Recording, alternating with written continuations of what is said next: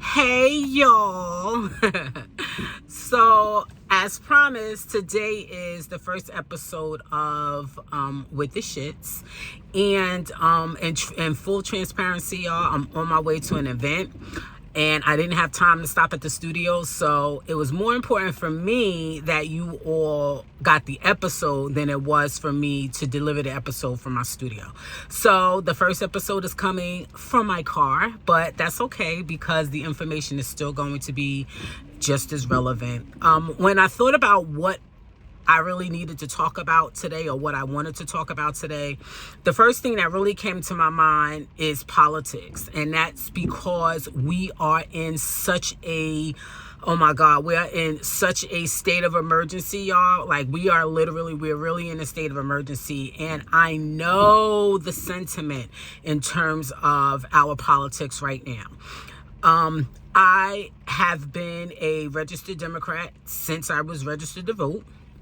However, I'm going to let you know that after this election, this is my last election as a registered Democrat. I am going to be going independent because I feel like we are not getting enough for our unyielding loyalty to the Democratic Party. And I feel like we need to start holding political people accountable for what they should be doing for us if we vote for them. And I just don't feel like we get that from the Democrats. They do what they can. However, they, in my opinion, at this point, they don't do enough. And so, however, that aside, right, this election, y'all, it is what it is. We have who we have. And while I would never tell anyone who to vote for, what I'm going to say to my people is this. I know we don't have a perfect candidate. I am the first person to say I don't want an 80-year-old white man as my president. I think that we have progressed beyond his time. I think that we should be rearing up some new, energized, younger people. Absolutely, 100%. Hard stop, period, paragraph, indent. However, that being said, like we have 200 and something days to the election. We don't have time to do that at this moment. The moment for that is the day after he wins this election. The day after Joe Biden wins this election, that is when we need to start priming our next candidate. However, for today, I think that we have to cast our vote for the person who is going to do the least amount of harm, y'all. This is a harm reduction vote. Make no mistake about it. And let me say this.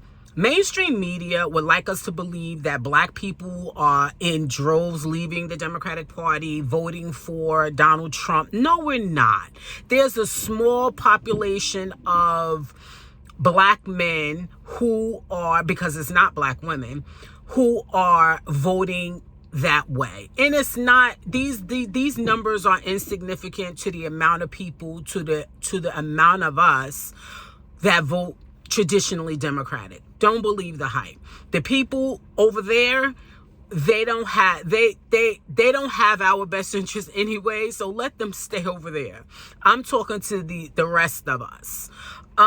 We have to not only vote in this election, but we have to really start looking at how we're using our votes on a local and state level. Because what people don't realize, yes, this election is a really big election. However, the state and local elections are really big also, because those are the elections that bring you your judges, your sheriffs, your prosecutors. Those are the elections that bring you those people. And those people really are handling more of the local state policies that really affect, that we can actually feel in our day-to-day lives, right? But this election is what I consider a harm reduction vote.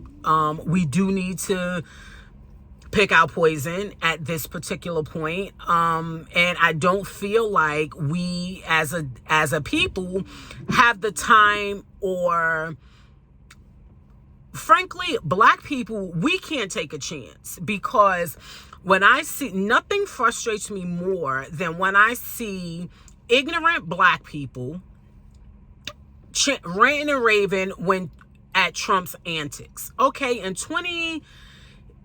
when he was running for president the first time, pardon me, when he was running for president the first time, I mean, he was just so dumb that it was funny. It's not funny anymore, y'all. He is exactly who we've seen him to be. And this man wants to be a dictator. And as much as y'all think his bullshit is funny, you do not want to live in an authoritative country. You do not want to live in a country where there's no democracy, where you have one person making all the rules. Trust me, mothers. You do not want to live in a country where law enforcement is knocking on your door, taking your sons, your grandsons, your nephews, your brothers, your uncles to fight in some godforsaken war that they know absolutely nothing about. You do not want to live in a country where it's run by one person and that one person's entire goal is power and control. That is all this is about. It's about power and it's about control. Donald Trump wants to be a dictator, and he has said this to you. Please take him at his word. And that's why this election's vote, I mean, the Democratic Party, every election, they say, oh, we got to save democracy. Well, the problem with saying that, when we were at least dealing with sane Republicans, like, I could deal with a Republican who is sane. I can deal with a Republican who has their faculties. I can deal with someone who's not Democratic. I got that. Or who's not a Democrat. But these new MAGA Republicans, this is something different. This is different, y'all. This is different. So if you feel like, and I understand your frustration, I'm frustrated as well, but I feel like after this election, we really do, we need to have a black meeting, right? We need to have a black meeting, and in this black meeting, we need to, which I have already drafted, I drafted it during 2020, we need to have a black agenda where we have absolute goals, absolute objectives. We have strategies to measure success. We can assign these goals to people who are supposed to be acting on our behalf.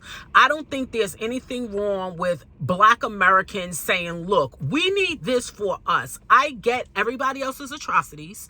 I get the Jews challenge. I get the Indians challenge. I get all of that. But what was done to black people in the United States of America on black soil, yeah, we want ours. We want ours. You owe us. And I think that moving forward after this election, when we are really looking at the next group of leaders, because we do need a next group of leaders. Like, it's too many old people in Congress. It's too many old people, too many men, too many white people. We need a government that is reflective of the people it serves. And right now, this is not what it is. But we can work on that after we get through this. So this particular episode is really, what I want you to take away from it is, number one, I understand your frustration. But number two, how important it is for us to vote in this election. And it is a harm reduction vote. And number three, how important it is for us to talk to one another and encourage one another in this process, and encourage one another to engage civically, because it's important, and y'all, our lives are on the line. So that's all I have for today. This video was long. It's like 10 minutes. But that's all I have for today. I'm on my way into an event. This is the first episode of With the Shits, and it was With the Shits in politics. So I'll see you next week, God willing. Bye.